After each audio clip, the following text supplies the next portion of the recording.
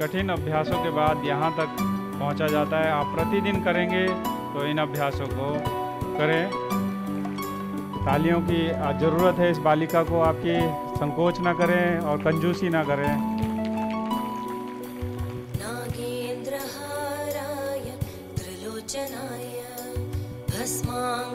और ये आपके प्रतिभासन जो है पैरों की स्ट्रेचिंग को देते हुए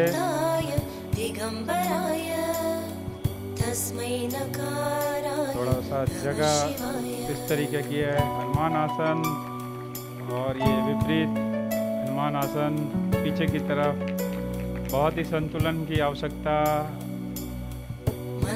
सामने की तरफ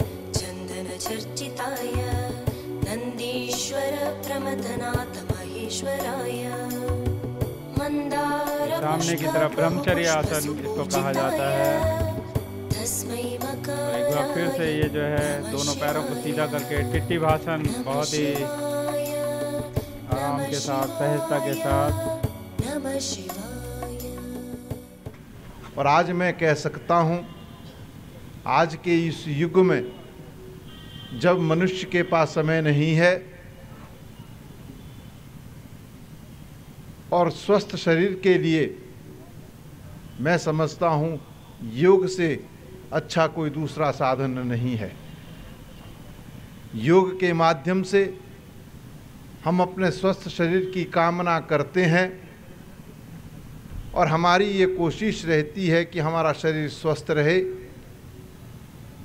तो उसके लिए योग को अपने नियमित दैनिक दिनचर्या में सम्मिलित किया जाना नितांत आवश्यक है।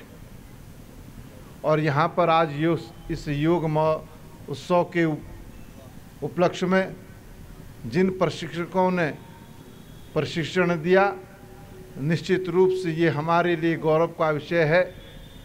और हमने उत्तराखंड राज्य की सरकार ने जो ब्रांड एम्बेसडर का जो चयन किया है,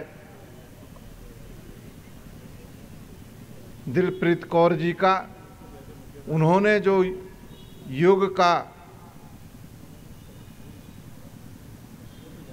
अभ्यास हमारे बीच में दिखाया और योग के माध्यम से हम अपने शरीर को किस तरीके से स्वस्थ और सुंदर रख सकते हैं, उसका जीता जागता नमूना हमारे सामने अभी जो हमारी ब्रांड एम्बेसडर है उन्होंने दिखाने का काम किया।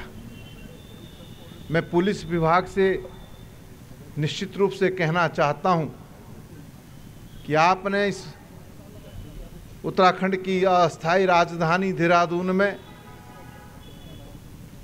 जो योग प्रशिक्षण का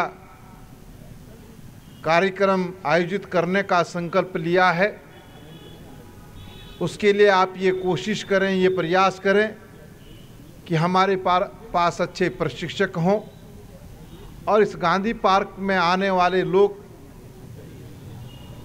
उस योग की कक्षा में सम्मिलित होने का काम करें और अपने आप को स्वस्थ रखने का काम करें। मेरा नाम सतीश कुमार शुक्ल है। मैं पुलिस विभाग में DIG crime and law and order हूँ। आज के सफल कार्यक्रम से यहाँ उपस्थित हर व्यक्ति को ये अनुभूति हुई है कि हमारे सुखी, सफल और प्रसन्नता से भरे हुए जीवन के लिए योग अनिवार्य है। और जब शीर्ष नेतृत्व इस महत्व को समझ लेता है तो ये अबाध गति से प्रगति को प्राप्त होता है। और ये प्रक्रिया वैज्ञानिक पद्धति है, इसको हर व्यक्ति को अपनाना चाहिए। हमेशा किसी भी आयोजन या विधा में जो बौद्धिक योगदान है उसका बहुत बड़ा महत्व होता है। और बौद्धिक योगदान में ज्ञान की शुद्धता अत्यंत आवश्यक है। देवभूमि जो संस्कृत यूनिवर्सिटी है, इसका सबसे बड़ा योगदान ये है कि इस हमारे प्राचीन ज्ञान को इसने शुद्धतम रूप में संजो के रखा है और इसका खुले हृदय से वो वितरण भी करते हैं। उन दोनों दिव्यात्माओं का स्मरण मात्र से ही मेरा रोम रोम रोमांचित है। मैं अभिभूत अनुभव कर रहा हूँ। मुझको ये सौभाग्य मिला था वर्ष 1984 में, जब ये दिव्य युगल इस धरती पर थे दोनों का दर्शन और सानिध्य प्राप्त हुआ। माता जी के हाथ से मैंने स्वयं प्रसाद भी ग्रहण किया। आज वो इस स्थूल शरीर के रूप में हमारे बीच मौजूद नहीं है, लेकिन अखंड वांगमय में उनकी सूक्ष्म उपस्थिति को मैं अवश्य अनुभव कर रहा हूँ, क्योंकि आज का ये आयोजन एक यज्ञ की तरह था जिसमें हर उपस्थित जन ने अपने हिस्से की आहुति दी है। और मैं जानता हूँ कि यहाँ मौजूद प्रत्येक आत्मा को, प्रत्येक शरीर को उनका आशीर्वाद मिला होगा, सतत मिलता रहेगा। और संभवतः ये उन्हीं की प्रेरणा का परिणाम है कि अब योग एक व्यवस्थित रूप से विकास के पथ पर आगे आए।